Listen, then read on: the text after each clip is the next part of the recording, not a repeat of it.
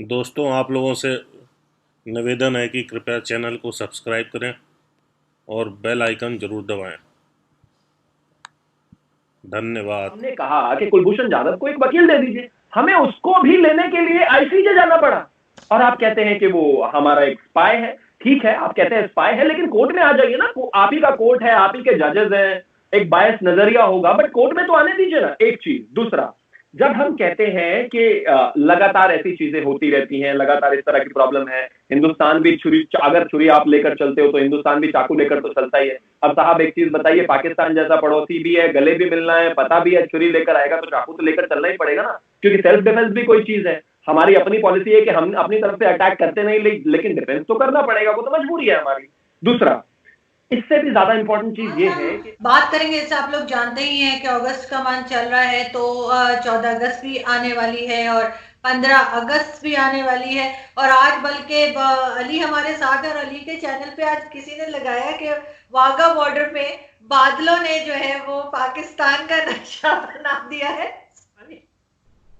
तो वो भी एक न्यूज चल रही है और मेरे जो इंडियन फ्रेंड्स और इंडियन फॉलोअर है वो मुझे व्हाट्सएप कर रहे हैं कि प्लीज इसको ट्रांसलेट कर दें कि ये क्या लिखा हुआ है। पाकिस्तान से आए थे तोहफे में भेजे थे हिंदुस्तान ने वो बात। तो बिल्कुल, तो हम जरा डिस्कस करेंगे इंडिया पाकिस्तान और ये कि 1947 से लेके अभी तक हमारे रिलेशंस बेहतर क्यों नहीं हो सके, वरना अलग तो बांग्लादेश भी हमसे हुआ है, लेकिन बांग्लादेश के साथ हमारी वो टेंशन नहीं है जो हमारे इंडिया के साथ है। सबसे पहले मैं आपका तारुफ करा दूं, जो हमारे साथ आज गेस्ट है, हमें जी इंडिया से हमें ज्वाइन किया है शिवम त्यागी साहब ने। आपका ताल्लुक बीजेपी से, बहुत शुक्रिया sir, thank you so much. और धन्यवाद। पाकिस्तान से हमें ज्वाइन किया है senior journalist anchor person Syed Ali Haider ने, thank you so much Ali. आपका तो बहुत बहुत शुक्रिया। सबसे पहले अली आपसे पूछती हूँ, क्या बादलों ने क्या बनाया, आपका चैनल आज क्या दिखा रहा है?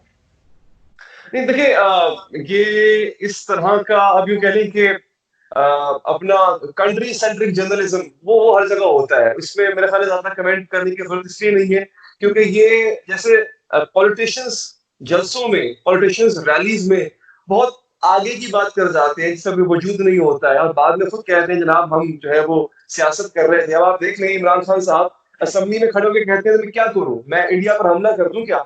लेकिन यही इमरान खान साहब जब तकरीरें किया करते थे इलेक्शन के दिनों में, तो तब हम इंडिया को के साथ वो कर देंगे, ये हो जाएगा, वो हो जाएगा, इस सियासी बातें होती हैं। तो मेरा ख्याल है इस तरह की जो चीजें होती हैं कि बादलों में कुछ नजर आ गया, लोगों को बादलों में कभी महबूब नजर आता था, कभी अपना बिलवड नजर आता था, आज मुल्क नजर आ रहा है, तो इट्स अ डिफरेंट थिंग।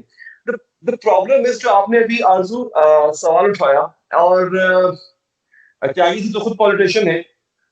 ये मामला जो है ना वो ना म्यूचुअल इंटरेस्ट का है। ये मामला मुझे ऐसा लगता है ये मामला शुरू दिन से ये सियासत का है। It's all about politics. इस किसी चीज के नाम पे पॉलिटिक्स की जाती है और कुछ चीजें ऐसी होती हैं जिसके बारे में मेरा ख्याल है कि हम बात कर भी नहीं सकते। अभी जब बात आगे बढ़ेगी, जब त्यागी जी की बात करेंगे तो फिर बातों से बात निकलेगी। हम बात कर भी नहीं सकते क्योंकि उनको भी कई ऐसी चीजों को खात पर खामोश रहना पड़ेगा जो उनके कंट्री के मफाद में है मगर सच है, वो बोल नहीं पाएंगे। मैं भी कई ऐसी चीजें उन पे या पर्दा डाल दूंगा आरजू, या उन चीजों पर मैं खामोशी इख्तियार कर लूंगा क्योंकि वो मेरी कंट्री के इंटरेस्ट के अगेंस्ट आएगा, मगर वो सच होगा। हमने दोनों तरफ का जो सच है उसको दबा के रखा हुआ है और जो इल्यूजन है उसके पीछे खुद भी लगे हुए हैं और हमने अपनी आवाम को भी लगाया हुआ है। यही वजह है कि उस इल्यूजन के पीछे हमने 4 जंगें भी लड़ ली आपस में, हम आज भी लड़ रहे हैं और न जाने कब तक लड़ते रहेंगे। अगर हमने इस चीज को खत्म करना है तो फिर दोनों देशों को और दोनों साइड्स को अपना अपना सच सामने लाना पड़ेगा और वो सच कड़वा होगा, वो दोनों को अच्छा नहीं लगेगा। मुझे मेरा सच अच्छा नहीं लगेगा, त्यागी जी को उनका सच अच्छा नहीं लगेगा। हम दोनों का सच बहुत भद्दा और बड़ा भयानक होगा, but we have to accept it, otherwise ये लड़ाई खत्म नहीं होने की। बिल्कुल, मेरे ख्याल से भी यही है कि हमें एक्सेप्ट करना चाहिए जो कमजोरियां पाकिस्तान की हैं। पाकिस्तान जब तक मानेगा नहीं वो ठीक नहीं होगी, और सेम यही चीज इंडिया के ऊपर भी लागू होती है। सो त्यागी साहब, आप क्या कहते हैं कि ये जो हम चले आ रहे हैं 1947 से, और अब आपको मालूम है कि ये 14 अगस्त और 15 अगस्त आ रहा है, लेकिन आज भी हम उधर ही खड़े हैं। क्यों हम अभी तक एक दूसरे के साथ अच्छे से नहीं रह पाए? हम कब अपनी अपनी गलतियां कब मानेंगे? देखिए आरजू, होता क्या है कि जनरली जब आप किसी भी घर की मकान की नींव रखते हैं तो सबसे इंपॉर्टेंट चीज उसका जो नींव होती है, जो फाउंडेशन होता है, वही होता है। जब नींव सही नहीं रखी जाएगी तो आप कितनी भी कोशिश कर लें मकान सही नहीं बना सकते। आप 1000 कोशिशें भी करेंगे लेकिन आपको वापस वही नींव में जाकर चीजें ठीक करनी पड़ेगी। आप अगर हम बात करें नींव की, तो 26 अक्टूबर 1947 को इंस्ट्रूमेंट ऑफ एक्सेशन साइन हुआ था राजा हरि सिंह का इस देश के प्रधानमंत्री जवाहरलाल नेहरू के साथ। उसके बाद चीजें बहुत क्लियर थी, हम वहां से हमने चीजें शुरू की। 26 अक्टूबर के बाद कबायलियों ने एक मूवमेंट शुरू किया which was backed by Pakistani, directly sponsored by Pakistan. तो उसके बाद चीजें आगे खराब होती चली गई, कहीं ना कहीं कश्मीर एक मसला बना। आने वाली सिचुएशन में हमने देखा कि किस किस तरह से हमारा मेजर पॉइंट आज भी वही है, कहीं ना कहीं दोनों तरफ से उसी पर हम लगातार बात करते हैं। डॉक्यूमेंट्स हमारे पास हैं बैक करने के लिए, इंडिया अपनी तरफ से डॉक्यूमेंट दे सकता है। मेरे भाई ने बहुत ही अच्छी और पॉजिटिव बात की। आजकल यूथ में ये चीज बहुत बेहतर है कि इंसान सच बोलने की थोड़ी सी कोशिश करता है। सीजन्ड पॉलिटिशियंस के साथ ये थोड़ी सी मुश्किल हो जाती है कि वो उतना शायद खुल के नहीं बोल सकते जितना मेरे भाई ने बोला। लेकिन हाँ, इसमें कोई दो राय नहीं है, पॉलिटिकल वेस्टेड इंटरेस्ट अपने अपने होते हैं, चीजें अपनी अपनी होती है। एक वो रीजन अगर हम शुरुआत से वहां से लेके चले तो शायद चीजें बेहतर हों, लेकिन वहां से नहीं करते, चलो कोई बात नहीं। मैं आपको एक इंटरेस्टिंग किस्सा सुनाता हूं 1999 का। कारगिल में युद्ध चल रहा था। आपके यहाँ आपके जो प्रधानमंत्री थे नवाज शरीफ साहब थे और मुशर्रफ साहब आपके जनरल हुआ करते थे। तो जब अटल बिहारी वाजपेयी उस जमाने में हमारे प्रधानमंत्री थे और उनको पता चला कि ये सारी चीजें मूवमेंट हो रही हैं, तो उन्होंने नवाज शरीफ जी को एक फोन किया। दूसरी तरफ नवाज शरीफ जी ने फोन उठाया और फोन उठाकर बात करनी शुरू की। अटल जी ने कहा कि आपने मेरी पीठ में छुरा घोंपा है। जिस तरह से चीजें बेहतर चल रही थी, हम खुद बस में बैठकर यहां से गए, चीजें बेहतर करने की कोशिश की और हम चाहते थे कि एक बायलैटरल टाइज हमारी बहुत बेहतर रहे। तो उधर से नवाज शरीफ ने कहा कि नहीं, मुझे इसके बारे में कोई जानकारी नहीं है। अटल जी ने कहा कि मैं फोन किसी को देता हूं, शरीफ साहब एक बार आप बात कीजिए। तो जो दूसरे व्यक्ति अटल बिहारी वाजपेयी जी के साथ बैठे थे वो थे दिलीप कुमार, जिनका ओरिजिनल नाम है मोहम्मद यूसुफ। उन्होंने शरीफ साहब से कहा कि देखिए, आपने जो ये किया है, जब भी आप ऐसा कुछ करते हैं दूसरी तरफ से, तो मेरे जो देश के मुसलमान हैं, उनको भी यहां बहुत तरह की परेशानियां फेस करनी पड़ती हैं। मैं एक छोटा सा रेफरेंस आपको इसलिए दे रहा हूं कि जब आप हिस्ट्री में जाएंगे तो देखेंगे, जब आप सीरीज ऑफ एविडेंसेस को कनेक्ट करने की कोशिश करेंगे तो आपको समझ में आएगा एक्चुअली गलती कहां है। मैं ये नहीं कहता कि आइदर इट्स ब्लैक और व्हाइट, मतलब कहीं ना कहीं ग्रे एरिया है, जाहिर है हमें उस पर काम करने की जरूरत है। लेकिन ऐसा नहीं है कि पॉलिटिकल विल अगर हो तो हम इसे ठीक नहीं कर सकते। मैंने शुरुआत में भी आपकी डिबेट शोज में हमेशा कहा है कि मेरी तरफ से मेरे देश के प्रधानमंत्री, जिनको आपके न्यूज चैनल्स पर क्या क्या दिखाया जाता है वो एक अलग बात है, लेकिन उन्होंने खुद कोशिश की। वो खुद एक शादी में पहुंच गए प्रधानमंत्री आवास पर और शादी में शामिल हुए। जाहिर है एक अनप्लान ट्रिप किया और ट्रिप के बाद एजेंडा ये होता है कि जब आप वर्ल्ड लीडर होने के साथ या फिर एक हेड ऑफ द स्टेट होने के साथ साथ अपना एक पर्सनल बॉन्डिंग बहुत बेहतर बना लेते हैं तो कंट्री के रिलेशनशिप बेहतर होंगे, इस बात की बहुत गुंजाइश होती है। लेकिन वैसा कुछ नहीं हुआ। उसका एक मेजर रीजन जो मैं आज मानता हूं वो ये कि टेररिज्म एक सबसे बड़ी प्रॉब्लम रही है। मैं कहता हूं कि जानता हूं कि अगली बार जो उधर से मेरे दोस्त बोलेंगे वो कहेंगे कि हम भी इससे सफर कर रहे हैं, सारी दुनिया इससे सफर कर रही है, लेकिन कहीं ना कहीं वो एक मेजर पॉइंट रहा है जिसको लेकर दो ही चीजें सबसे इंपॉर्टेंट रही। एक रहा कश्मीर और दूसरा रहा टेररिज्म। अगर हम दोनों पर शायद कहीं कॉमन मिनिमम प्रोग्राम बनाकर या जो भी करके उस चीज को आगे लेकर जाए, एटलीस्ट बात करें, कॉमन मिनिमम तो दूर की बात है, तो शायद चीजें बेहतर होंगी फ्यूचर में। जी अली, आप क्या कहेंगे? क्योंकि हमेशा से ये इल्जाम लगता रहा है पाकिस्तान के ऊपर, लेकिन पाकिस्तान तो खुद आपको मालूम है कि सबसे ज्यादा इसका शिकार रहा है टेररिज्म का। वो अभी जो त्यागी साहब ने एंटिसिपेट किया कि मैं ये जवाब दूंगा, देखिए नेचुरली इसका ये जवाब है, मगर ये कहते हैं ना कि two wrongs does not make one thing right. मतलब अगर हिंदुस्तान में दहशतगर्दी हो रही है और हिंदुस्तान कंप्लेन कर रहा है कि दहशतगर्दी हो रही है, टेररिज्म हो रहा है, मैं कहूँ हमारे यहाँ भी हो रहा है, तो फिर ये इसका जवाब नहीं है। हाँ, ये हो सकता है कि भाई आपके यहाँ जो टेररिज्म हो रहा है, जो हमारे यहाँ हो रहा है, आइए मिलके बात करते हैं इस पर और इसका कोई हल निकालते हैं। कि हमें ये लगता है कि जो हमारे यहाँ टेररिज्म हो रहा है वो भारत से स्पॉन्सर हो रहा है और भारत को ये लगता है कि जो उनके यहाँ टेररिज्म हो रहा है उसमें पाकिस्तान का हाथ है। तो ये दोनों देशों को इस पर बात करनी चाहिए। हाँ, एक शिकायत कहने या यूं कहने के पड़ोसी होने के नाते मुझे ये गिला है कि इस इशू पर मजीद बात या मजीद चर्चा होनी चाहिए थी दोनों देशों के माबैन, एटलीस्ट सेक्रेटरी लेवल पर होनी चाहिए थी। पाकिस्तान में कई बार, अब ये पिछले कोई एक साल से तो ऐसा नहीं हुआ, but right after Imran Khan took office, उसके बाद कई दफा उन्होंने ये कोशिश की कि कम लेट्स टॉक। भारत की तरफ से उस पर जो है वो एक कोल्ड शोल्डर दिखाया गया। अगर हम इन इश्यूज पर बात कर लेते, बैठ जाते, तो शायद हल निकल आता। उसकी वजह यह है कि जरूरी नहीं है कि जिस तरह जो भारत का वर्जन है वो ठीक हो, कि जी ये अगर स्टेट स्पॉन्सर्ड टेररिज्म हो रहा है, और जरूरी नहीं है कि पाकिस्तान का वर्जन भी जो है वो ठीक हो, कि जनाब पूरे के पूरे पाकिस्तान में होने वाले टेररिज्म के पीछे Bharat as a state involve है। लेकिन कभी कभी आपकी स्टेट के अंदर भी आपके स्टेट जो ऑर्गन्स होते हैं, जो इंस्टीट्यूशंस होते हैं, उसमें भी कुछ ऐसे एक्टर्स होते हैं जो नॉन स्टेट एक्टर्स का किरदार निभा रहे होते हैं, जो स्टेट से बढ़कर, स्टेट से हटकर अपना काम कर रहे होते हैं। उनको रेन इन करने के लिए, लगाम डालने के लिए फिर स्टेट ही जो है वो सामने आती है। तो मैं ये समझता हूं कि हमें थोड़ा सा अपने आप को, देखिए मैं चीजों को पॉजिटिव वे में ले जाने के लिए तैयार हूं, और मैं समझता हूं कि पाकिस्तानी जो जनता है, जो आवाम है, वो भारत से नफरत नहीं करती है। And I am pretty sure कि भारतीय आवाम की जो होगी, जनता होगी, वो हिंदू हो, वहां के मुसलमान हो, वो पाकिस्तान वासियों से इतनी नफरत नहीं करते होंगे। अगेन हमें आरजू, मैं आज के पॉइंट पे जरा जोर दूंगा, हमें दोनों तरफ का सच सामने लाना है। मैं एक छोटी सी बात कर दूं, और ये बात जो है वो शायद इससे बात आप त्यागी साहब भी एग्री करें। ये बड़ी, मैं पाकिस्तान में बैठ के बहुत खतरनाक बात करने जा रहा हूं, मुझे नहीं पता इस बात के बाद कॉन्सिक्वेंसेस क्या होंगे इस बात के। देखिए अगर आपकी गली में, आपके पास त्यागी साहब कोई, आपने भी गार्ड वार्ड रखा होगा, आपकी गली में कोई गार्ड वार्ड होगा जो पहरा देता होगा, चौकीदार होगा। मेरी गली में भी चौकीदार है, और जो आपके पास भी होगा। जिस दिन उस चौकीदार को इस बात का यकीन हो गया ना कि यहाँ पे अब चोर नहीं आएगा, और वो यकीन उसने आपको दिला दिया, तो उस चौकीदार की नौकरी खतरे में पड़ जाएगी। वो हफ्ते बाद, महीने बाद, या 3 महीने के बाद हल्का सा आपको बताएगा जरूर कि मैंने यहां से एक दफा चोर को जाते देखा था। उस चौकीदार की चौकीदारी की जो नौकरी है, वो उसी डर पे कायम है जो आपके अंदर बसा रहेगा। आप मेरा मतलब समझ गए होंगे, आई एम श्योर कि त्यागी साहब भी समझ गए होंगे। मुझे लग रहा है अली नेक्स्ट वीक आपने शो नहीं करना, मुझे भी गायब करवा देना। ये चौकीदार दोनों तरफ है। मैं आपको ये बता दूं, मैं इसमें सिर्फ पाकिस्तान की बात नहीं कर रहा हूँ, ये चौकीदार भारत में भी यही कर रहा है। भारत के चौकीदार में भी ये मसला है, पाकिस्तान में।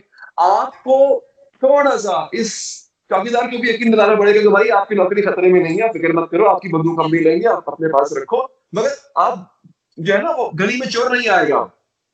बिल्कुल जी जी जी चले।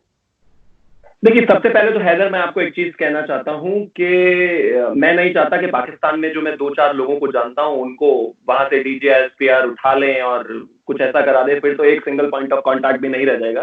तो मैं कहता हूं कोई भी ऐसी स्टेटमेंट नहीं होनी चाहिए जो आपके लिए बहुत हार्मफुल हो। दूसरी बात, आपने कहा हम बात करें, बात हम जरूर करें, लेकिन कैसे करें? आप मुझे एक चीज बताइए। आप कहते हैं कि शिवम त्यागी मैं आपसे बात करना चाहता हूं, हम दोनों आके अक्रॉस द टेबल बैठे और आपने ले जला के पिस्टल बीच में रख दिया, और रखने के बाद आप बोलते हैं कि अब मैं बात करूंगा। आपको लगता है इससे बात हो सकती है? नहीं हो सकती। जब मैं पिस्टल कहता हूं, दैट मींस जब टेररिज्म ऑलरेडी वहां पर है, बात करना इम्पॉसिबल है।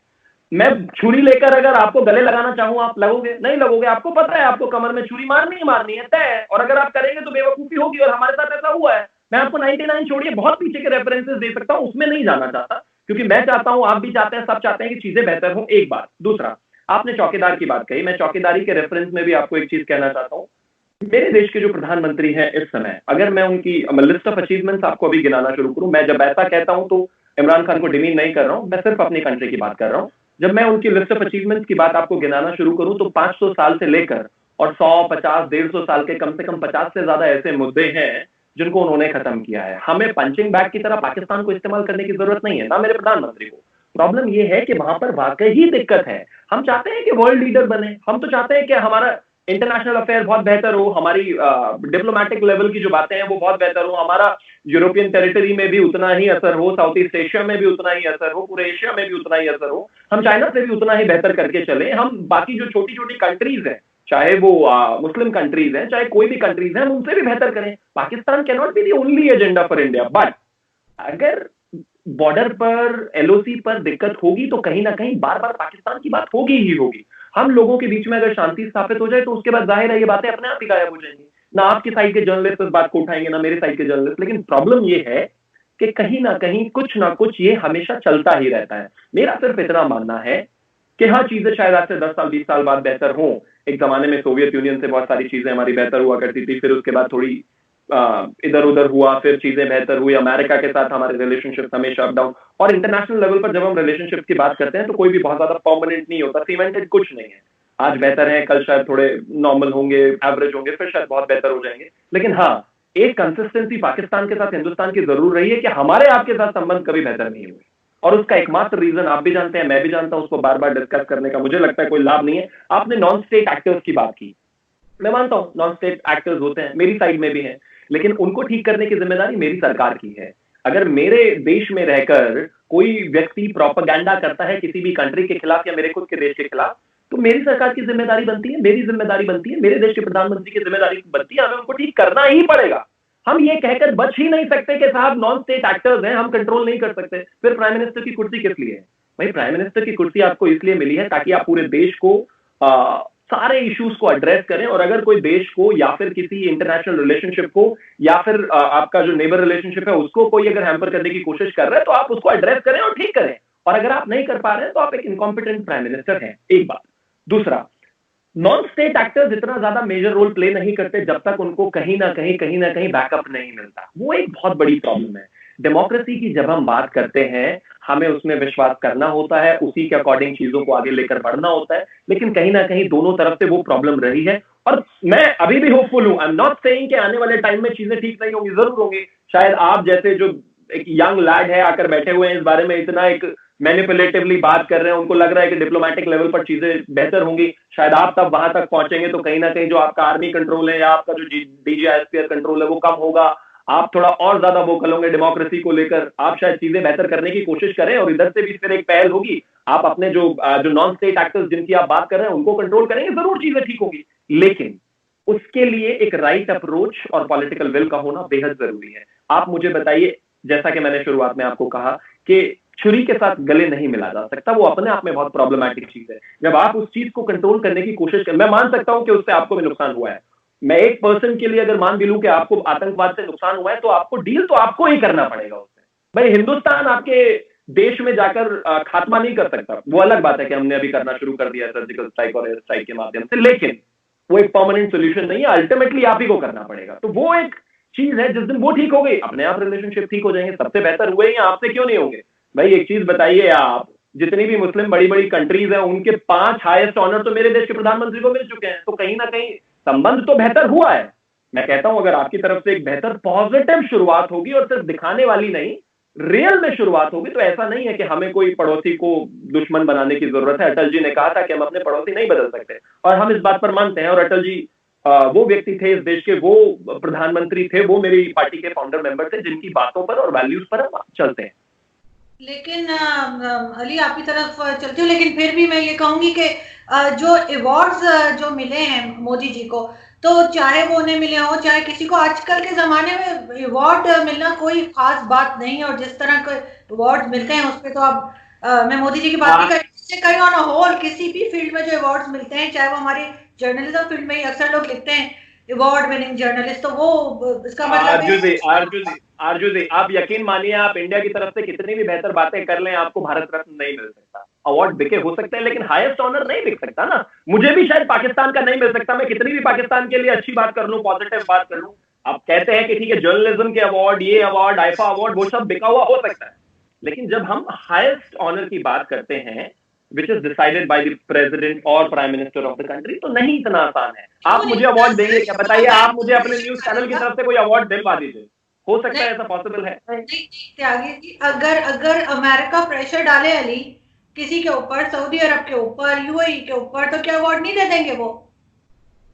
देखिए चले, ये एक और बहस है जो जिसका जिक्र त्यागी साहब ने किया, मैं जरा उस पर आता हूँ। देखिए मैं कड़वी बातें करना नहीं चाह रहा आज, वरना अवार्ड की जो आगाज अवार्ड का मैं भी नहीं करना चाहता, अग्री। लेकिन वो कहते हैं कि मेरी भी एक पाकिस्तानी ऑडियंस है जो देख रही है इस वक्त, तो जो पहला अमेरिकन अवार्ड जो था, अमेरिकन अवार्ड जो सबसे पहला था वो अमेरिकन अवार्ड था। इस सब अवार्ड से पहले जो मोदी जी को अवार्ड दिया गया था वो अमेरिका ने दिया था जब वो सीएम हुआ करते थे गुजरात के। खैर उस तरफ नहीं जाता।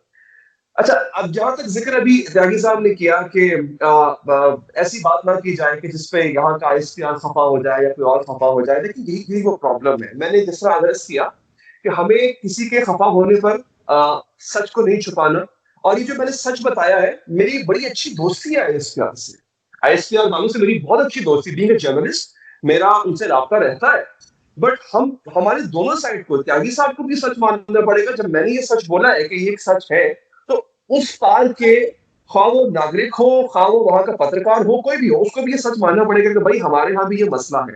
दूसरी बात ये देखिए, छुरी वाली बात जो त्यागी साहब ने की ना, चले मान लिया कि जी पाकिस्तानी जब मिलते हैं तो बगल में छुरी होती है, उधर से भी जो है वो या चाकू होता है या तलवार होती है। अब एक तलवार हमारे यहाँ आजकल मेहमान है, वो है कुलभूषण यादव जी। वो तलवार थी, अच्छी खासी बड़ी तलवार थी, जो कि बड़ों बड़ों को काट भी चुकी थी। वो आजकल मेहमान है पाकिस्तान में। तो अगर हम ब्लेम गेम पे जाएंगे, और त्यागी साहब बड़े लकी हैं कि वो भारत में होने वाले आतंकवाद के जितने भी वाकयात हैं उनको गिनवा सकते हैं, जिसमें उनको लगता है कि पाकिस्तान मुलव्विस था, वो ही कैन काउंट ऑन। मैं इतना अनलकी हूं कि मेरे पास काउंट भी नहीं है, I don't have a count of this, के पाकिस्तान में पिछले 15-20 सालों में कितने टेररिज्म वाकयात हुए जिसमें नाम आया भारत का, इल्जाम लगा भारत पर, मतलब क्योंकि वो इतने ज्यादा है, मेरे पास उसमें उसका फिगर भी मौजूद नहीं है। तो अगर पाकिस्तान उस चीज को अपने अपने अंदर एक खलिश रखता या खलीज रखता कि नहीं जनाब, पहले आप हम बताएं कि अभी हाल ही में जो चाइना का ये जो एम्बेसी पे, चाइनीज कॉन्सुलेट में कराची पर हमला हुआ, इसमें पाकिस्तान का ये मानना है कि इसमें भारत मुलव्विस था। उससे पहले भी चले जो हमले हो रहे हैं, जो आजकल एमक्यू लंदन एक्टिव हुआ है, अल्ताफ हुसैन जो अपीलें कर रहे हैं बार बार कि मुझे रॉ हेल्प करे, मैं ये करूंगा वो करूंगा, तो उसमें भी हम कह सकते थे।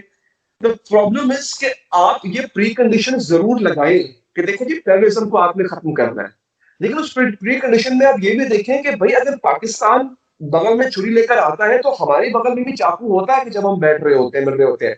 और जो नॉन स्टेट एक्टर्स की बात कर रहे हैं, वो मैं ये नहीं कह रहा कि non state actors prime minister से बहुत ज्यादा ऊपर होते हैं और वो अपना काम कर जाते हैं और किसी भी प्रधानमंत्री को पता ही नहीं चलता कि कुछ हुआ क्या। मेरा पॉइंट ये था, मैं क्लैरिफाई कर देता हूँ कि जो नॉन स्टेट एक्टर्स होते हैं ना, और ये मैं दोनों साइड्स की बात कर रहा हूँ, इनको कहीं ना कहीं with in the institution individuals की सपोर्ट हासिल होती है। ऐसे पॉसिबल ही नहीं है कि नॉन स्टेट एक्टर, मतलब मैं अगर कल को बोलूं कि मैं बंदूक उठाऊंगा और मैं स्टेट के खिलाफ निकल पड़ूंगा और मैं तो 2 दिन में पकड़ा जाऊंगा, अनटिल और अनलेस मुझे कहीं ना कहीं से ऐसी सपोर्ट हो। इट डजंट इम्प्लाई आरजू कि मुझे स्टेट की सपोर्ट है या मुझे उस पूरे इंस्टीट्यूशन की सपोर्ट है।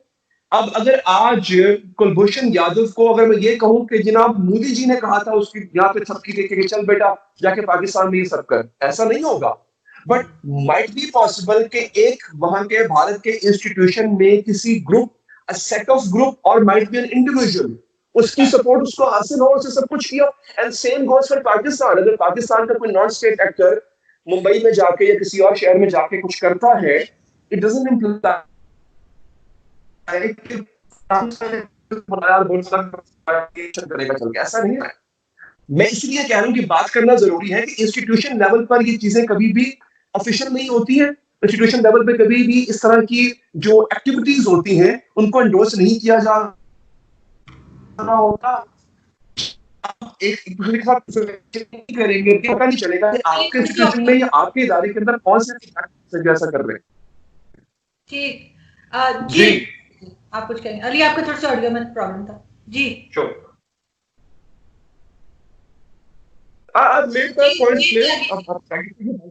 जी देखिए, कुलभूषण यादव की एक बार बात बहुत क्लियर कर लेते हैं, let's settle it once and for all, जो कि पॉसिबल नहीं है शायद। कुलभूषण यादव को कभी भी इंडिया ने डिनाई नहीं किया, अनलाइक 1999 जैसे कि आपने अपने सैनिकों को लेने से मना कर दिया था और ये कह दिया था कि ये हमारे लोग हैं ही नहीं। ऐसा आप बहुत बार कर चुके हैं आतंकवादियों के भी साथ। कुलभूषण यादव जब आपने उठाया उसके बाद से ही कुलभूषण यादव के साथ हिंदुस्तान की सरकार खड़ी है। हम सिर्फ आपको ये चीज कहते हैं कि ठीक है, कोर्ट्स आपकी जैसी भी है, एडमिनिस्ट्रेशन आपकी जैसी भी है, लेजिस्लेशन आपकी जैसी भी है, वो ठीक है। हम एक फेयर ट्रायल चाहते थे, उसके लिए भी हमें इंटरनेशनल कोर्ट ऑफ जस्टिस जाना पड़ा। आईसीजे में जाके तो हमने आपसे काउंसलर एक्सेस लिया। मैं कहता हूं एक चीज बताइए, आप फॉर अ सेकेंड आप उसको कहते हैं आतंकवादी था, आप उसको कहते हैं कि वो डिस्टेबल करने की कोशिश कर रहा था, आपको तो एटलीस्ट एक फेयर ट्रायल तो होने दीजिए ना।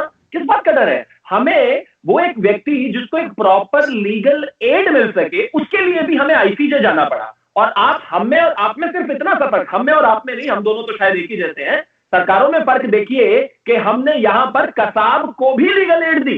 हिंदुस्तान में बैठकर जिस आदमी ने AK-56 लेकर कम से कम 100 से ज्यादा आदमियों को मारा, उसको हमने जेल में रखा। उसने अपने सामने खड़े हुए पुलिस वालों को भून दिया खड़े होकर। शायद बाकी के 10 और खड़े थे, कोई और कंट्री होती तो कम से कम 200 गोली उसने मारती। बावजूद उसके हमने उसे पकड़ा, उसको जेल में रखा, उसको लीगल एड दी। लीगल एड देने के बाद जब सारी कोर्ट के डिसीजन आए और बिल्कुल ओपन एंड शट केस था, शायद गोली मार भी दी जाती तो कोई कोर्ट नहीं पूछता दुनिया के किसी भी कोर्ट में, लेकिन फिर भी हमने फेयर ट्रायल चलाया और जब कोर्ट ने आदेश दिया उसके बाद हमने उसे एग्जीक्यूट किया। आपने क्या किया? हमने कहा कि कुलभूषण जाधव को एक वकील दे दीजिए। हमें उसको भी लेने के लिए ICJ जाना पड़ा और आप कहते हैं कि वो हमारा एक स्पाई है। ठीक है, आप कहते हैं स्पाई है, लेकिन कोर्ट में आ जाइए ना, आप ही का कोर्ट है, आप ही के जजेस हैं, एक बायस नजरिया होगा, बट कोर्ट में तो आने दीजिए ना। एक चीज। दूसरा, जब हम कहते हैं कि लगातार ऐसी चीजें होती रहती हैं, लगातार इस तरह की प्रॉब्लम है, हिंदुस्तान भी अगर छुरी आप लेकर चलते हो तो हिंदुस्तान भी चाकू लेकर तो चलता ही है। अब साहब एक चीज बताइए, पाकिस्तान जैसा पड़ोसी भी है, गले भी मिलना है, पता भी है, छुरी लेकर आएगा तो चाकू तो लेकर चलना ही पड़ेगा ना, क्योंकि सेल्फ डिफेंस भी कोई चीज है। हमारी अपनी पॉलिसी है कि हम अपनी तरफ से अटैक करते नहीं, लेकिन डिफेंस तो करना पड़ेगा, वो तो मजबूरी है हमारी। दूसरा, इससे भी ज्यादा इंपॉर्टेंट चीज ये है कि अगर हम लगातार आपकी गवर्नमेंट की हिस्ट्री निकाल लें, ज्यादातर 4 से ज्यादा प्राइम मिनिस्टर्स को कहीं ना कहीं डिस्टेबल करके हटाया गया अपनी कुर्सी से। आज भी एक चीज जो आपको मानने की जरूरत है और समझने की, और मैं ये नहीं कह रहा हूं कि आपका मुल्क गलत है या आप गलत हैं या कोई भी, लेकिन मैं ये कह रहा हूं कि वहां पर डेमोक्रेसी को एक तरह से मौकरी बनाया गया है और ये रियलिटी है और ये आप ही की कंट्री में बार बार हुआ है।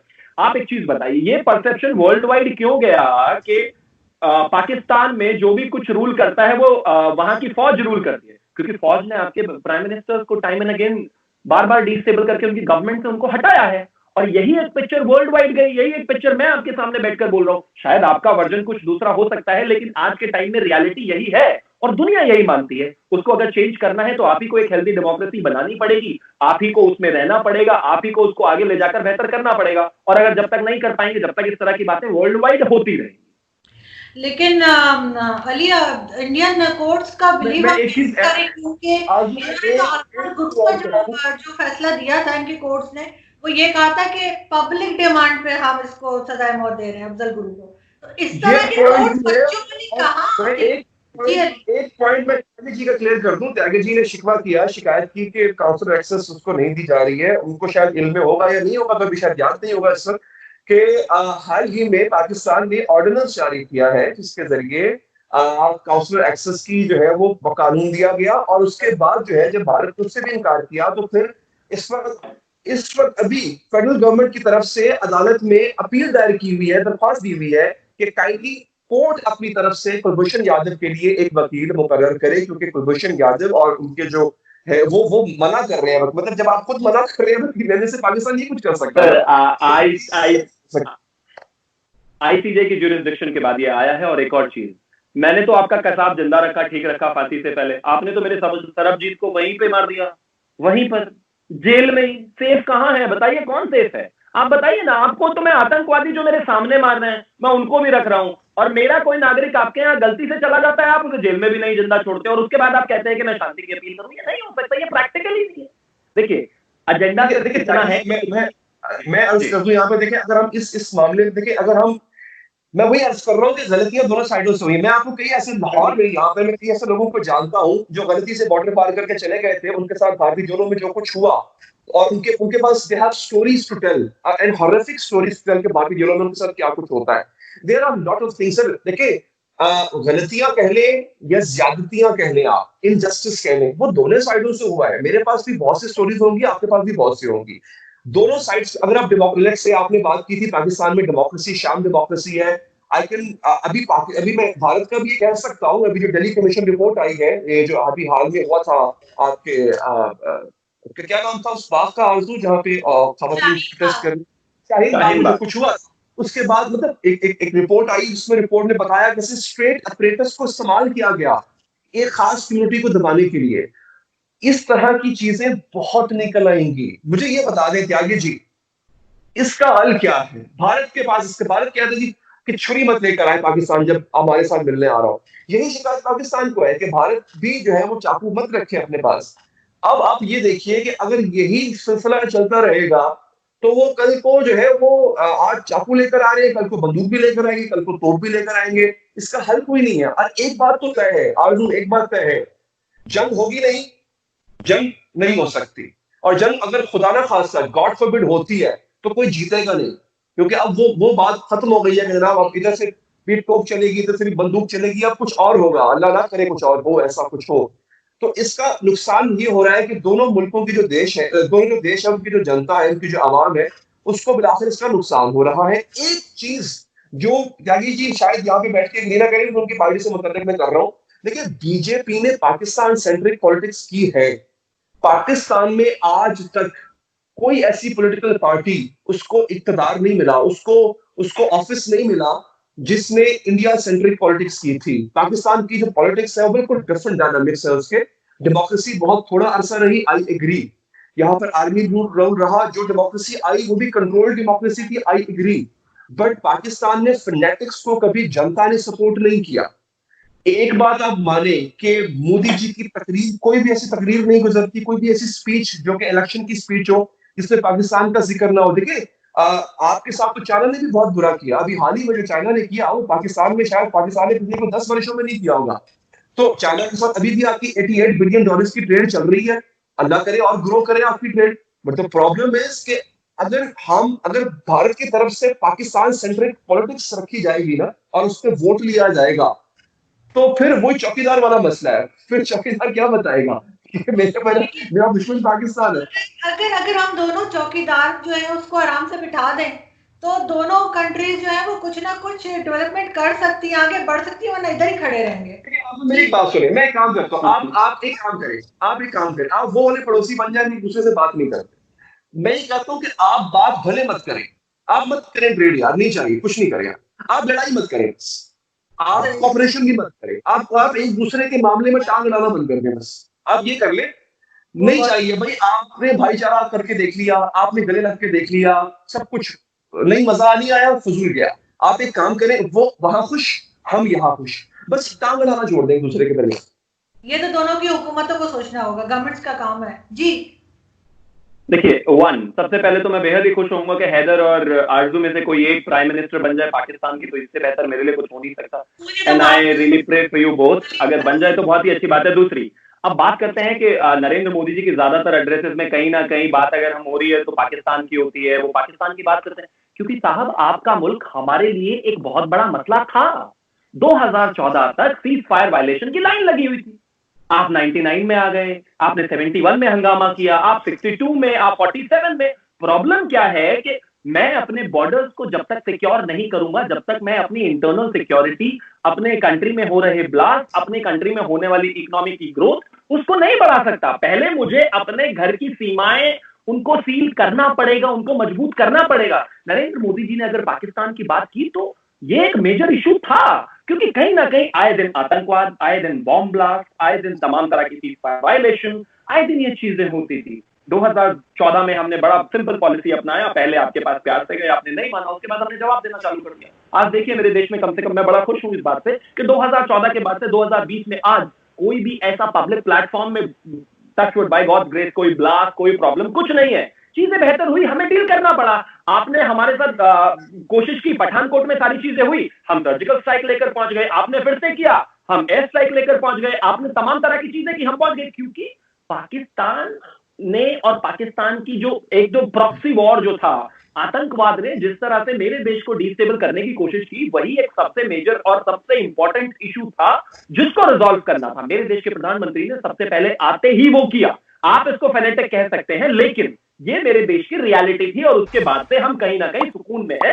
एटलीस्ट मेरे देश पर आज आतंकवादी हमले नहीं हो रहे। एक बात आपने कहा कि चाइना ने हमारे साथ ज्यादा किया, लेकिन बावजूद हम उसके साथ 88 बिलियन का इंपोर्ट एक्सपोर्ट सारा करते हैं। हमने तो किया, उससे पहले हम उनको भी कहीं ना कहीं नहीं देते थे। डोकलाम में देखा आपने किस तरह से जवाब दिया गया, उनको किस तरह से माइन्यूट हुई। और दूसरी बात, इसके अलावा भी अगर मैं बात करूं, डोकलाम के बाद भी आप देखिए ये सारी चीजें हुई। हमने ट्रेड जितना भी हमारा था, हमने तमाम बैंस पर बैन लगाए, 153 एप्स को भी बैन किया। उसके बाद मैं ये नहीं कहता कि एक दिन में ही पूरी तरह से चाइना को बाहर फेंक दिया जाएगा, लेकिन अगर रवैया यही रहा और उनका यही स्टेगनेंट रोल रहा तो आज नहीं तो कल, not in a month but at least in a year, वो भी बाहर होंगे। Because ultimately will look for an option और वो मिलेगा आराम से। क्योंकि सब जानते हैं साउथ ईस्ट एशिया में और एशिया में जो ये वर्चस्व की लड़ाई हो रही है उसमें यूनाइटेड स्टेट्स किस तरफ खड़ा है। वो फायदा नुकसान एक बात की बात है, लेकिन और बाकी कंट्रीज कहां खड़ी है, जापान कहां खड़ा है, इंडोनेशिया कहां खड़ा है, मलेशिया कहां खड़ा है और तमाम कंट्रीज। तो सबसे इंपॉर्टेंट चीज ये है कि हम अपने इश्यूज को रिजॉल्व कर लेंगे, कोई प्रॉब्लम नहीं है। और जो आप कहते हैं बार बार कि हमने पाकिस्तान सेंट्रिक कैंपेन चलाया, क्योंकि पाकिस्तान मेरे देश के लिए, मेरे देश की सेना के लिए, मेरे देश के आम आदमी के लिए सबसे ज्यादा प्रॉब्लमैटिक सिचुएशन थी। उसको हमने एड्रेस किया, आज हम सुकून में हैं, आज हम आगे बढ़ रहे हैं, आज हम तमाम तरह की चीजें कर रहे हैं, बड़े बड़े डिसीजंस ले रहे हैं। आप चाहे 370 एब्रोगेशन की बात कर लें, चाहे एजुकेशन पॉलिसी की बात कर लें, चाहे राम मंदिर की बात कर लें, चाहे 3 तलाक की बात कर लें, तमाम तरह की चीजें हैं जिनको हम कर रहे हैं। अब हम अपने इंटरनल जितने भी प्रॉब्लम्स हैं उनको सॉल्व कर रहे हैं, लेकिन सबसे पहले मुझे घर की अपनी सीमाओं को सेव करना बेहद जरूरी था, जो मैंने किया। लेकिन फिर भी मैं यही कहता हूं कि हाँ, गुंजाइश अभी भी है, बात जरूर हो सकती है, इसमें कोई दो राय नहीं है। क्यों नहीं हो सकती, बिल्कुल हो सकती है। किसका क्या कैंपेन है उस बेसिस पर कोई भी इंटरनेशनल रिलेशनशिप ड्राइव नहीं होते, ये आप भी मानेंगे। आप बेशक चाहे इलेक्शंस में क्या है, क्या चीजें होती हैं, उसके बाद कहीं ना कहीं आपको एक टेबल पर बैठकर एक कम्युनिकेट तो करना ही पड़ेगा। और जैसा कि आपने कहा कि अगर हम कम से कम इतना करें कि अगर एक दूसरे के साथ बिजनेस नहीं कर सकते या फिर एक अच्छे रिलेशन में नहीं रह सकते तो एक दूसरे के इश्यूज में टांग अड़ाना छोड़ दें। मेरा ख्याल ये इम्प्रैक्टिकल बात है। जब हम इंटरनेशनल लेवल पर पहुंच जाते हैं ये पॉसिबल ही नहीं है, क्योंकि हमारी जो टाइज है ना वो इतना उलझी हुई है। अब 47 से पहले तो एक ही देश था, अब दोनों में जील भी बराबर है, लड़ाई करने का जज्बा भी बराबर है, सारी चीजें बराबर है, पीछे हटने को कोई भी तैयार नहीं, वो तमाम तरह की चीजें जो है। तो बेहतर है कि हाँ बात हो।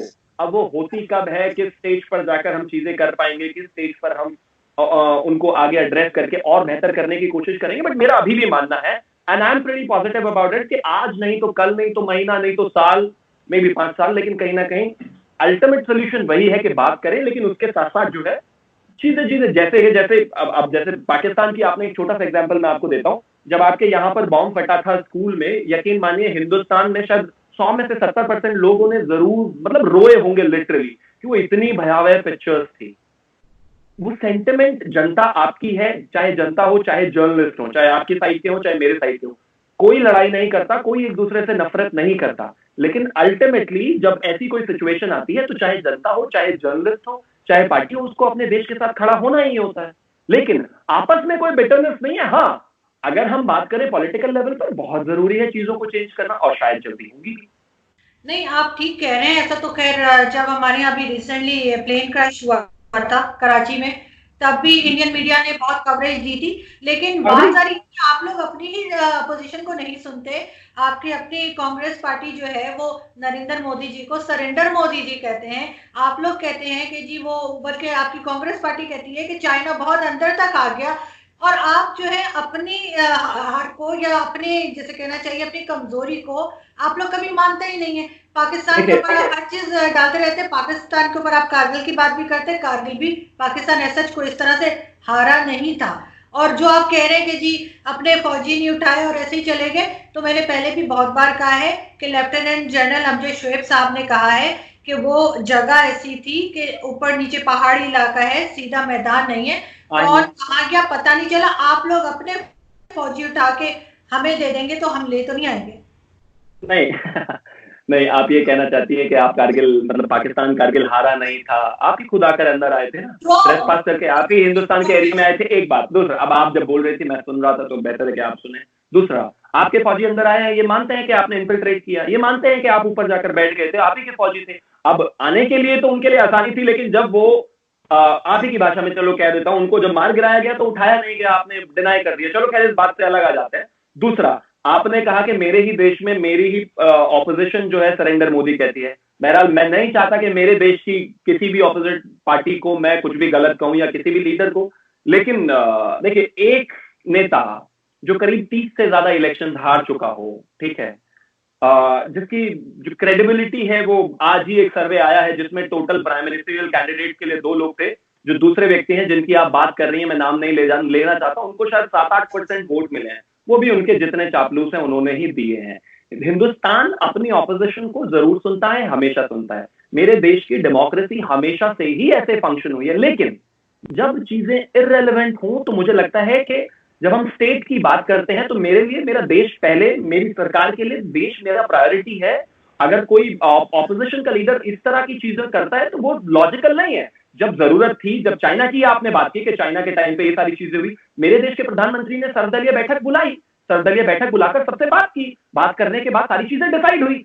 बाहर आकर जब कोई भी पॉलिटिकल पार्टी बाहर आ जाती है, आरजू जी आप बहुत पुरानी जर्नलिस्ट है, अच्छी तरह से जानती है, वो सिर्फ पॉलिटिक्स करती है। और ये एक उनका पॉलिटिकल गिमिक है कि किसी भी तरह से, जिस तरह से उनकी जमीन पूरी तरह से खिसक गई है, उसको गेन किया जाए और फिर से कहीं ना कहीं पावर में आने की कोशिश। ऑपोजिशन और जो मेन सेंट्रल जो गवर्नमेंट होती है, उन दोनों के बीच में हमेशा ये चीजें चलती रहती है। आपकी इंटरनल पॉलिटिक्स में क्या चलता रहता है, मैं उस चीज को नहीं कहता, बहुत सारे लोग आपकी तरफ से भी हिंदुस्तान की तारीफ कर देते हैं, तमाम तरह के रिपोर्ट्स आते हैं, बट मुझे लगता है कि वो एक इंटरनल पॉलिटिक्स का हिस्सा है, वो शायद बहुत ज्यादा इस सिचुएशन पे फिट नहीं बैठता। तो उसमें कोई हर्ज नहीं है अगर कोई हिंदुस्तान की किसी बात की तारीफ कर दे। कोई हर्ज नहीं। इवन हमारे यहाँ भी ये होता है अली कि हमारी जो भी गवर्नमेंट आती है, ऑपोजिशन अगर कुछ कहे तो उसका हमेशा उलट ही करती है, उन्होंने नहीं सुनना होता। जी अली, आप क्या कहेंगे? आपने कुछ चीजें ऐसी है, दोबारा मैं ये बात करूंगा, कुछ सच ऐसे हैं जो मैं तो बोल सकता हूँ क्योंकि मैं जर्नलिस्ट हूँ। त्यागी जी पॉलिटिशियंस हैं, उनकी कॉन्स्टिट्यूएंसी है, उन्होंने वो सेटिस्फाई करनी होती है, सारी बातें nothing like that and believe you me, आप जैसा बोल रहे हो, आई मीन ये बहुत ही अच्छा है। अगर सच बोला जाए, मैं भी वही बोल रहा हूँ, मुझे बिल्कुल मतलब मुझे किसको एड्रेस करना है नहीं करना है, अगर मुझे इसी उम्र में इतना कुछ सोचना पड़ेगा तो आगे क्या सोचूंगा, अभी मैं वो सब नहीं सोच रहा हूँ। एग्जैक्टली। मैं ये समझता हूँ, और ये थोड़ा सा आप इसको अगर प्रैक्टिकल देखें, पाकिस्तान एक ना मुश्किलात में घिरा हुआ मुल्क है, उसको बहुत से प्रॉब्लम्स हैं। सबसे बड़ा प्रॉब्लम जो इस वक्त है वो इकोनॉमिक प्रॉब्लम है पाकिस्तान के लिए। इकोनॉमी इज इन शैम्बल्स, हमारा ग्रोथ रेट नीचे आ गया, हमारी एग्रीकल्चर रेट जो है वो नीचे आ गया, अनएम्प्लॉयमेंट बढ़ी, जो राह सही कसर थी वो कोविड ने निकाल दी, और तकरीबन कुछ इस तरह का मतलब कोविड के जो इफेक्ट्स है वो इंडिया में भी नजर आ रहे हैं। अनएम्प्लॉयमेंट हुई है, ग्रोथ रेट इफेक्ट हुई है, बहुत कुछ हुआ है। अच्छा, अगर आप सिर्फ इस चीज को देखें ना, क्राइम शो, अगर आप क्राइम शो देखती होंगी, इंडिया में बड़े अच्छे क्राइम शो आते हैं, बड़े शौक से देखता हूँ मैं। पहली चीज एग्जैक्टली वो सीआईडी मैं देखता हूँ बड़े शौक से, उसमें वो दिखाते हैं कि जब क्राइम होता है तो उसमें सबसे पहले तो मोटिव क्या होता है उस आदमी का, और उसका बेनिफिशियरी कौन है। तब पता चलता है कि अच्छा भाई, ये क्राइम जो हुआ इसके पीछे ये फुला आदमी था। हिंदुस्तान एक बहुत बड़ा मुल्क है आरज़ू, एक ताकतवर मुल्क है और एक बड़ी इकोनॉमी है, वी एक्सेप्ट दैट। हिंदुस्तान को एक या दो धमाके करके डिसरप्ट नहीं किया जा सकता, उसको शेक नहीं किया जा सकता कि मतलब उसकी हमने एक धमाका किया, अगले दिन हिंदुस्तान की इकोनॉमी बढ़ गई, हिंदुस्तान की जनता जो है वो डिमोटिवेट हो गई, बस खत्म, ऐसा हो नहीं सकता। And Pakistan knows this. अब आप मोटिव देखें कि ये जो कुछ हो रहा है, मतलब इंडिया में कोई बम धमाका होता है, मासूम लोग मरते हैं, नहीं ऐसा होना चाहिए। आप ये देखिए पाकिस्तान को इसका फायदा क्या होगा। अब आप थोड़ा सा इसको प्रैक्टिकली सोचें कि मैं फैक्टर्स मेरे ऊपर बैठा हुआ है, सर के ऊपर ईगल की तरह देख रहा है मुझे। अच्छा, यूरोपीय यूनियन मुझे ईगल की तरह देख रही है कि पाकिस्तान गलती करे और हम इस पर एम्बार्गो लगाएं। उसके बाद पाकिस्तान के अंदर ऐसे कई इंस्टीट्यूशंस हैं जो ये नहीं चाहते कि ऐसा हो। अब मुंबई में धमाका हो गया, किसी भी बालाकोट में धमाका हो गया इंडिया के, आप मुझे ये बताइए कि जब पाकिस्तान को मालूम है इंडिया में कुछ भी होगा, ब्लेम सीधा पाकिस्तान पे आएगा क्योंकि पुराने एक दूसरे के एक एनिमिटी है, क्यों करेगा पाकिस्तान इसका? आप मुझे बता दें इसका फायदा क्या है पाकिस्तान को? कि या तो ये मैं तो बम धमाका तब करूं जब मुझे मालूम हो कि यार इस बंदे की जिंदगी खत्म हो जाएगी, उसके बाद मुझे सुकून हो जाएगा। भारत के शायद जू भी ना देंगे बाल पे, क्योंकि बहुत बड़ा मुल्क है वो, बहुत बड़ा आबादी है वो, मुझे मिलेगा क्या? मेरा प्रॉब्लम ये है, मैं यहाँ पे ये दोबारा कहता हूँ कि प्लीज अब पाकिस्तान को जिस तरह से इंडिया में पोर्ट्रे किया जा रहा है कि एक स्टेट जो बनी ही टेररिज्म के लिए है, जो स्पॉन्सर ही टेररिज्म कर रही है, उसको कोई और काम नहीं है। मतलब जैसा कि फिल्मों में दिखाया जाता है, भारतीय मूवीज में दिखाया जाता है कि कोई और काम ही नहीं है पाकिस्तान को। आप यकीन कीजिए, मैं आज आपके साथ बैठा हूं अभी ये इंटरव्यू करने के लिए त्यागी साहब के पास, तो आज हिंदुस्तान डिस्कस हुआ है। मैं मीडिया का आदमी हूँ, रात 10 बजे का टेलीविजन पर शो करता हूँ, हमें कई महीने गुजर जाते हैं इंडिया डिस्कस किए। आप यकीन कीजिए 5 अगस्त ये पहली दफा इसकी 5 अगस्त की एनिवर्सरी आई, उससे पहले 5 फरवरी जब कश्मीर डे मनाते हैं, या 14 अगस्त गालिबन या कोई एक आधा और होगा, या 65 की वॉर का दिन होगा। ये चंद गिने चुने दिन है जब मीडिया अपने प्रोग्राम में 24 घंटों में से 1 घंटा भारत को देता है। उसके बाद हमारे अपने प्रॉब्लम्स इतने ज्यादा हैं, वी डोंट हैव टाइम कि भारत में क्या हो रहा है भाई। यही मैं कहता हूं कि प्लीज भारत में पाकिस्तान को ये पोर्ट्रे करना बंद कर दिया जाए कि पाकिस्तान को दुनिया में कोई और काम नहीं है सिवाय इसके कि वो दिन रात सोच रहा होता है कि भारत को डिसरप्ट, क्योंकि हमें पता है कि भारत को डिसरप्ट नहीं किया जा सकता भाई। लेकिन That's the reality. Ali Please इस reality को समझिए। लेकिन अली इस चीज पे आपकी जो है ना, मैं ये जरूर कहूंगी कि बहुत से लोग ऐसे जो हमारी साइड के आजाद कश्मीर से बिलोंग करते हैं, और मेरी जब उनसे बात होती है तो पाकिस्तानी मीडिया से इस बारे में बहुत नाराज है कि वो कश्मीर डिस्कस ही नहीं होता सिवाय ये दो चार दिनों के। मैंने कश्मीर के इलेक्शंस कवर किए जाके एज अ रिपोर्टर।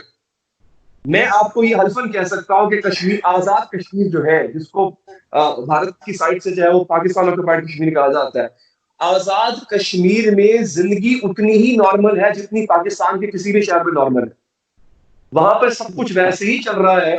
लेकिन वहां पे कश्मीर भी तो हमें डिस्कस करना ही चाहिए, क्योंकि वहां पे क्या वहां पे क्या हो रहा है, वहां पे क्या लॉक, आजाद कश्मीर में लॉकडाउन चल रहा है, क्या बात नहीं कर रही, इंटरनेट मैं जम्मू एंड कश्मीर की बात कर रही हूँ।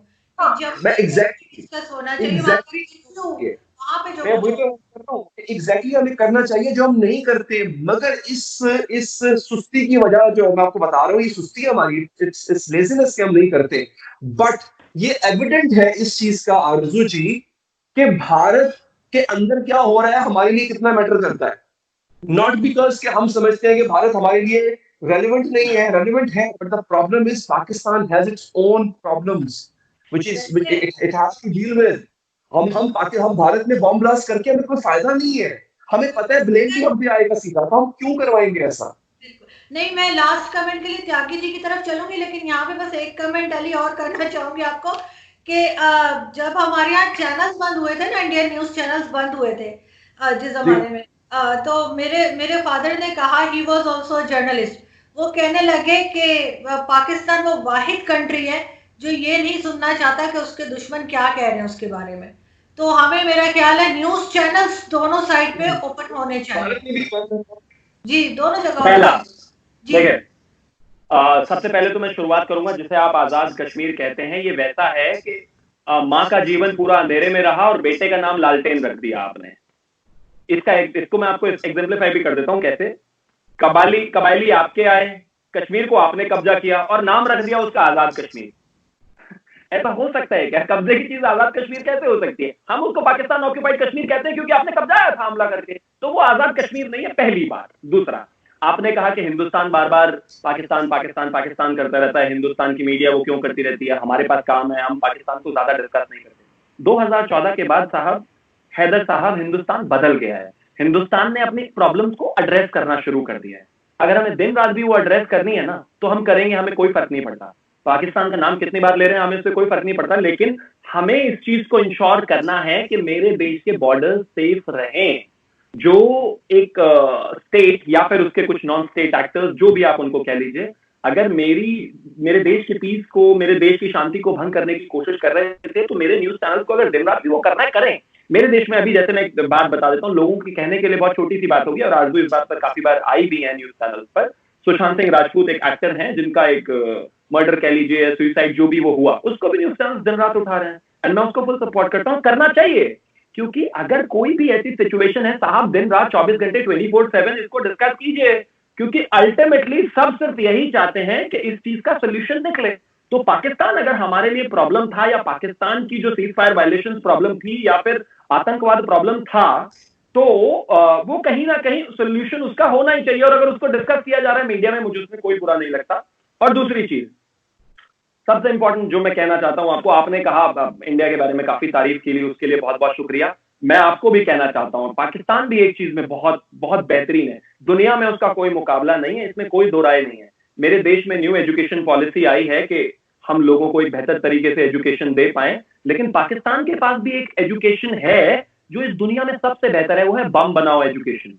कैसे बम बनाने हैं, कैसे कमर पे लादने हैं, कैसे उसको यूएस तक ले जाना है, कैसे तारों के नीचे से हिंदुस्तान में आना है, कैसे मुंबई पहुंच जाना है। उस एजुकेशन में आपका यूनाइटेड स्टेट्स भी बराबरी नहीं कर सकता, ये रियलिटी है। आप इसको बिल्कुल अन्यथा और अलग तरीके से ना लें, लेकिन ये आज रियलिटी है। और यकीन मानिए, आप मेरे भाई जैसे हैं, हम उम्र हैं, दोस्त हैं, लेकिन हमें इसको एड्रेस करना पड़ेगा। और अगर हम आज नहीं करेंगे ना, मैं ये नहीं कह रहा हूं कि आप गलत हैं, बिल्कुल गलत नहीं है, आरजू गलत है, बिल्कुल गलत नहीं है, आपकी आवाम गलत है, बहुत बेहतरीन है, सब हम जैसे लोग हैं, एक ही तो देश था। लेकिन हमें उन लोगों को बनाना है जो हमारे पूर्व में रहे हैं। 47 से पहले एक ही देश था, हमने कितने बड़े बड़े लोग इस देश दुनिया को दिए। आर्यभट्ट हमने दिए, चाणक्य हमने दिए, सुश्रुत हमने दिए, महावीर हमने दिए, भास्कराचार्य हमने दिए, शहनाई वादक अताउल्लाह खान हमने दिए, बहुत लोग हैं, मतलब उसकी गिनती नहीं हो सकती। लेकिन आज हम कहां जा रहे हैं वो अपने आप में एक सोचने वाली बात है। और यकीन मानिए, मैं आपको बिल्कुल गलत नहीं कह रहा हूं और नहीं है, लेकिन कहीं ना कहीं पॉलिटिकल विल की जो प्रॉब्लम है उसको आज नहीं तो कल हमें एड्रेस करना ही पड़ेगा। मैं इस पे एक पॉइंट में देना चाहूंगा। देखिए यहाँ पे बात अब आई है, देखिए मैं पहले तो पाकिस्तानी हूँ, जैसे पहले त्यागी जी हिंदुस्तानी है, सबसे पहले मैं पाकिस्तानी हूँ। जो बिल्कुल है उन्होंने की ना कि हमारा देश जो है वो एक ही एजुकेशन देता है बॉम्ब बनाने की, देखिए मैं इसको मैं रिफ्यूट करूंगा इस इल्जाम को, क्योंकि ये गलत बात है। हमारा देश जो है वो ऐसा नहीं है, कल्चर आपने ऐसा इम्प्लाई हुआ, ऐसा लगा कि पाकिस्तान का कल्चर है। गलत अगर आपको ऐसा लगा मेरा नहीं, अगर किसी मैंने उसको आपको करेक्ट करके कहा कि नहीं, आपके लिए बिल्कुल नहीं है। नहीं, मैं अपनी बात नहीं कर बात कर रहे हैं और अगर कोई ग्रुप ऐसा कर रहा है सर, तो उसका पूरे का पूरा इल्जाम पूरी जनता पर नहीं लगा सकते। जैसे मैं सर एड्रेस कीजिए ना, मेरे विपक्ष के नेता ने सरेंडर गांधी कहा, अर्जुन गांधी ने किया सर, मैंने एड्रेस किया। आता है अगर किसी देश में कुछ गलत होता है तो त्यागी साहब, त्यागी जी, देखिए मैंने एड्रेस कैसे किया कि एक वक्त था कि मैं खुद जब न्यूज डेस्क पे बैठा करता था तो मैं रोजाना बम धमाके की खबर बनाया करता था। एक वक्त पाकिस्तान में यह था, कोई दिन ऐसा नहीं गुजरता जब बम धमाका ना हो। हमने उसको एड्रेस किया। अल्हम्दुलिल्लाह पाकिस्तान में दहशतगर्दी पहले की तरह नहीं है, इक्का दुक्का वाकयात हुए हैं, उन पर भी इंशाल्लाह काबू पा लेंगे। उसको हमने एड्रेस किया। हमने ये नहीं कहा कि जनाब हाँ हम मानते हैं कि कहीं और से स्पॉन्सर हुई, पर उसको वो हमारा मसला था, हमने उसको किया सर। अगेन सुकून दोनों जानिब नहीं है। भारत में अगर आज दहशतगर्दी नहीं हो रही है तो भारत में फिर क्रिमिनल वायलेंस जो है वो हो रहा है, ये भी दहशतगर्दी ही होती है। दहशतगर्दी का मतलब ये नहीं होता कि कोई दाढ़ी वाला आदमी आके बम बांध के बम फोड़ेगा, इसको दहशतगर्द मानेंगे, इसी को हम टेररिज्म मानेंगे। टेररिज्म कैन बी 10 सेकंड का आंसर दे देता हूँ सर, 10 सेकंड का आंसर दे देता हूँ। आप जो कह रहे हैं कि मेरे देश में कम्युनल वायलेंस हो रहा है, मेरे देश में इससे पहले जो उपराष्ट्रपति थे हामिद अंसारी थे, मुसलमान। आप एक हिंदू को, किसी को कम से कम वाइस प्रेसिडेंट भी बना दीजिए, उप प्रधानमंत्री भी बना दीजिए, तो आप ये वाली आर्ग्यूमेंट करने के लिए लीगल हो जाएंगे। तब तक ये आर्ग्यूमेंट इलीगल नहीं है। आप इतना कर दीजिए। मेरा देश कम्युनल होता तो होता क्या? मेरे देश में अब्दुल कलाम को इतना पूछा जाता है, किसी हिंदुस्तान में किसी शायद हिंदू को इतना प्यार ना करते हो। मेरे खुद के घर में अब्दुल कलाम साहब की मेरे बेडरूम में तस्वीर लगी हुई है। यहाँ हिंदू मुसलमान का कुछ नहीं है। नहीं त्यागी जी, देखिए हम फिर उसी डिबेट पर आ गए जो अक्सर टीवी शोज पर हुआ करती है। मैं नहीं चाह रहा था कि उस डिबेट में हम पढ़े, क्योंकि आप भी तो फिर मेरा ख्याल इसको खत्म करते, मुझे लगता है बहुत बेहतरीन ये शो रहा। आरजू जी मैं ये मैंने तो स्टार्ट में कहा था कि इतना कुछ है, we have skeletons in our closet, you have skeletons in your closet, we might be having in ours. तो इतना कुछ है सर कि वो हम अगर निकालने डिग आउट करने लग जाएंगे तो फिर हम शायद दोनों जो है वो शर्म से अपना मुंह छुपा लेंगे। तो उससे बेहतर असर नहीं जाया जाए। थैंक यू सो मच कि आप दोनों ने ज्वाइन किया। आई होप कि हम कुछ इसमें से कर सके और ये जिससे जो शिकायत है हम उसको दूर कर सके और दोनों को बहरहाल काम करने की जरूरत है उस पर। Thank you so much.